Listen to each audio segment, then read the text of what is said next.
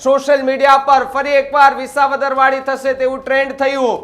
વાહ વાહી લૂંટતા નેતાઓને લોકો લઈ રહ્યા છે ઉધડા, તે પ્રકારની વાત અત્યારે જોવા મળી રહી છે।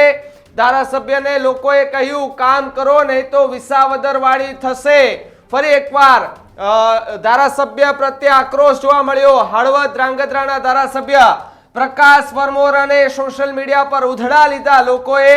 ધારાસભ્ય ફોન ન ઉપાડતા હોવાની વાત લોકો કહી રહ્યા છે। સાથે સાથે મહત્વની વાત કે જ્યાં વીજળીના પ્રશ્નો છે તેને બાબતોને લઈને પણ લોકોમાં આક્રોશ જોવા મળ્યો છે। અને પહેલા પણ લોકો રસ્તા પર ઉતરી આવ્યા હતા। સાથે સાથે પૂરતા શિક્ષકો નહીં હોવા સહિતના મુદ્દે જે વાત જે છે તે કરવામાં આવી રહી છે। આ તમે જે પોસ્ટ જુઓ કે જેની અંદર ધ્રાંગધ્રાની વાત કરવામાં આવી રહી છે। અને પહેલા પણ જ્યારે લોકો છે એ પ્રકાશ પરમોરાના વિરોધમાં રસ્તા પર ઉતરી ગયા હતા, ચક્કા જામના દ્રશ્યો સામે આવ્યા હતા।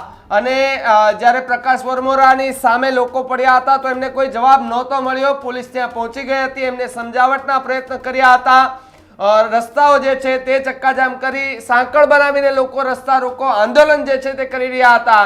જો કે મહત્વની વાત છે કે ત્યાંથી એમ્બ્યુલન્સ પસાર થાય છે તો લોકો ઊભા થઈ જાય છે અને ફરી પાછા ત્યાં બેસી જાય છે।